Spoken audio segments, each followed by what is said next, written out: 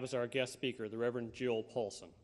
One of the founders of Civil Air Patrol was Mr. Gill Robb Wilson. He created the plan for the Civil Air Patrol, organized the first CAP anti-submarine patrol units, and became our first executive officer. He was inducted into the Civil Air Patrol Hall of Honor in 1972, and the highest Senior Member Professional Development Award is named in his honor. We're pleased to have his granddaughter, the Reverend Gill Robb Paulson, with us this evening. Reverend Paulson, like her grandfather, became a Presbyterian minister. Parenthetical note, Presbyterian is one of those words that's actually much easier to say than it is to spell. Usually it's the other way around for MCs, just saying. She has served churches in the Midwest and Southwest and has also served as a chaplain of the Phoenix, Arizona Police Department. She currently holds a similar position with the Libertyville, Illinois Police Department. She's a popular retreat leader and a certified spiritual director. Reverend Paulson has reconnected with her Civil Air Patrol heritage by becoming a member of the Illinois Wing's Lake County Composite Squadron, and she's pursuing dual specialty tracks in history and chaplaincy in the CAP. Ladies and gentlemen, please, a warm welcome for our distinguished speaker this evening, the Reverend Gill Robb Paulson.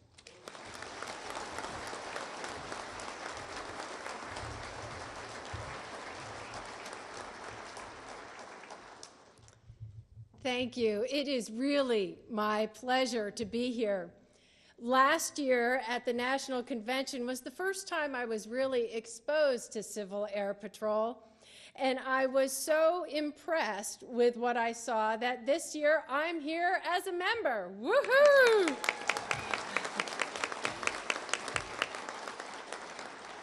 I remember last year I was very impressed with our national commander. I met so many wonderful people. I was almost overwhelmed. But one thing surprised me. After meeting some people, they'd look at me and say, "Wow, you're a legacy." Me? Oh, me? Huh? I'm not a legacy. I'm just Jill. And you know, sure, my grandfather has passed down some things to me. I mean, what grandfather hasn't? But a legacy? Ooh, that sounds so important. Well, one of the things my grandfather passed down to me was a story that his father, Gil Irwin, passed down to him. And it's the story of a traveler who's going down the road, and he sees a man on the side of the road with a hammer and a chisel in his hand standing over a rock. And the traveler asks him, "What are you doing?" And the man says, "Can't you see I'm chiseling down this rock?" Okay, so the traveler goes on down the road, sees a second man with a hammer and a chisel in his hand standing over a rock. And the traveler says, "I see what you're doing. You're chiseling down rock." And the second man says, "You don't see it all. I'm building a cathedral.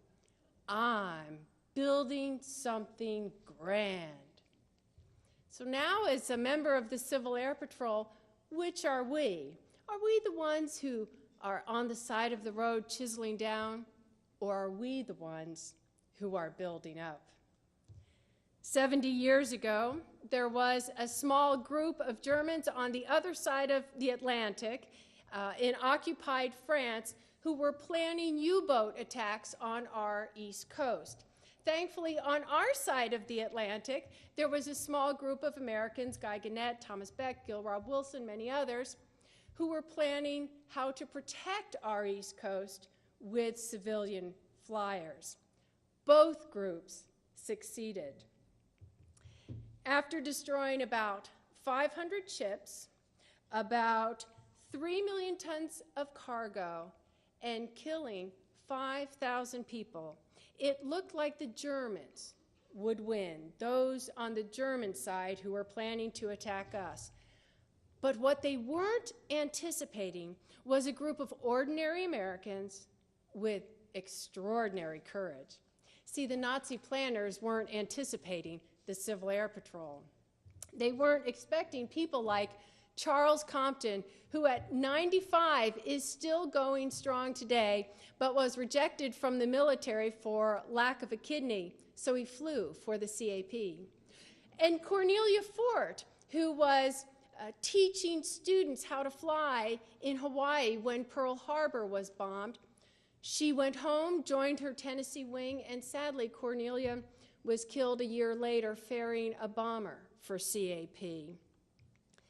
The Nazis weren't anticipating so many dedicated Americans willing to leave their homes, risk their finances, we know about that, risk their finances, risk their finances and their lives, risk their lives to serve the Civil Air Patrol. Americans like Zach Mosley, who we all know, captured the CAP adventures through the Smiling Jack comic strips. But what about Jack Velas of Illinois?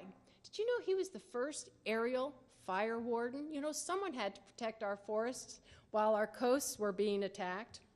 And then there are Americans like, well, you know, we don't know the names, but we do know that CAP pilots and observers took 100 planes up over 9 central states and reported the results of the biggest blackout test in our nation's history. These people weren't content to sit on the side of the road and chisel down. The CAP was full of people like Shirley Bachman, who chose to build up. Shirley Bachman's little sister was playing alone outside her Florida home when 2 German submariners approached. Apparently, they had come through the inland waterways.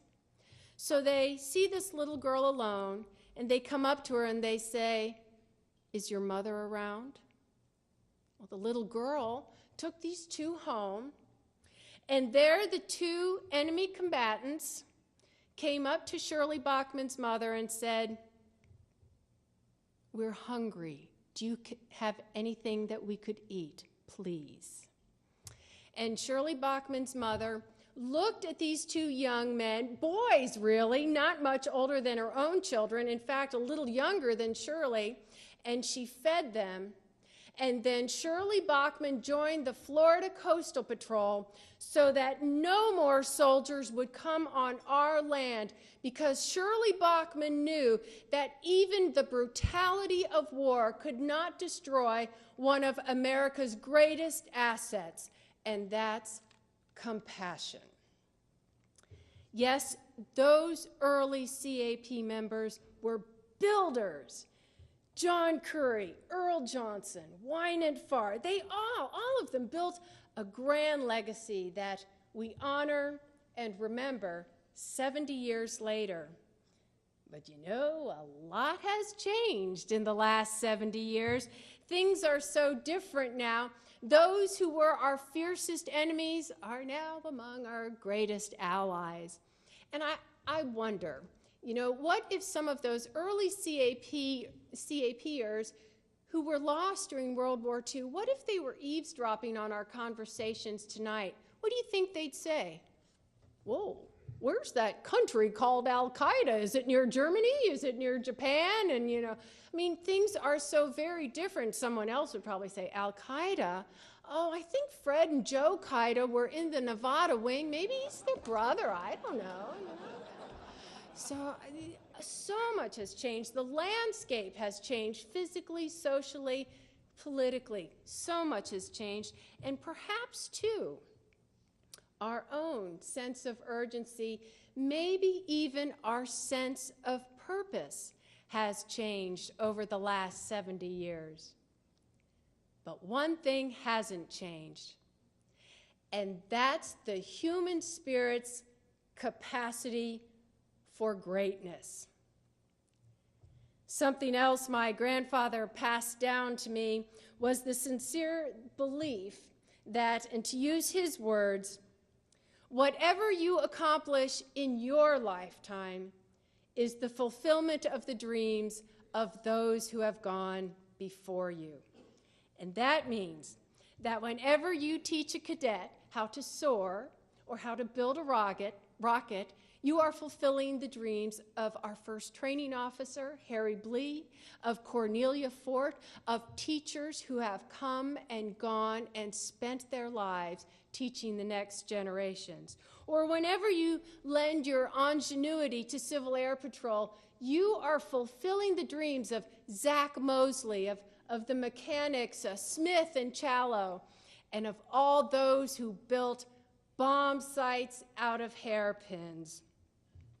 Whenever you fly over a fire or a flood, you are fulfilling the dreams of Jack Vilas and Air Medal recipients Hugh Sharp and Eddie Edwards, and also Melvin Daniels and Joseph Hedman and Frank Kennedy and Kevin Adams and Prentice Godfrey and Bill Mayu and William Wilcox and Frank Brewer, Benjamin Stone, John O'Grady, and thousands upon thousands of great people who flew over blackouts and oceans and forests and borders because they chose service above self.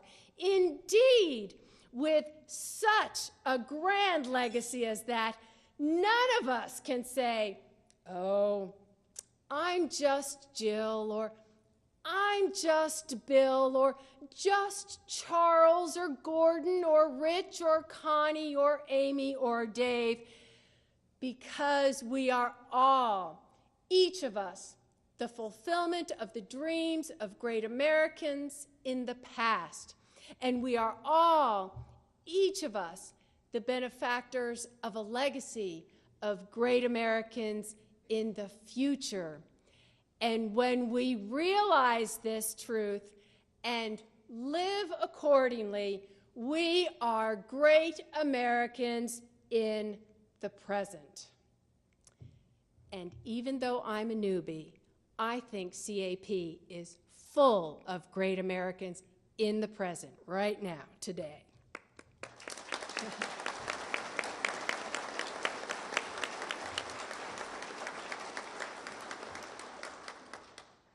Not long before his death, my grandfather taught command school at Maxwell, and there he said he referred to himself as an old goat.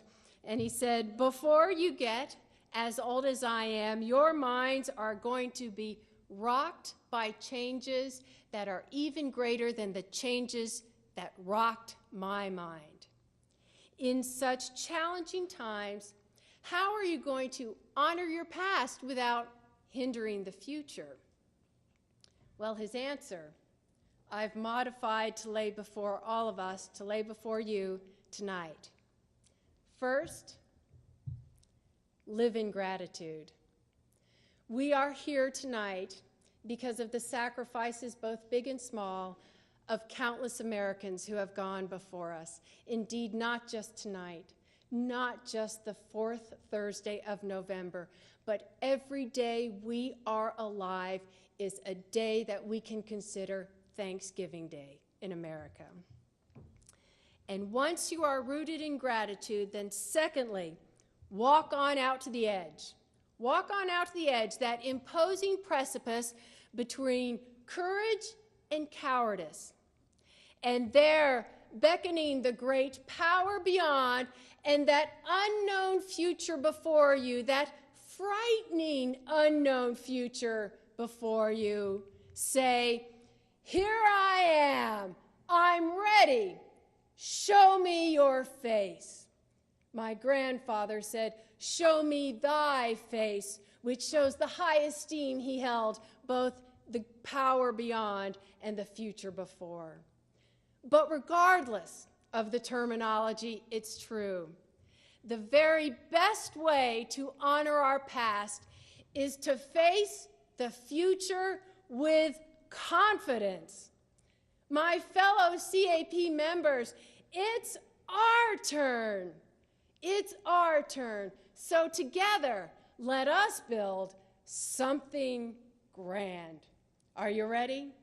Let's go.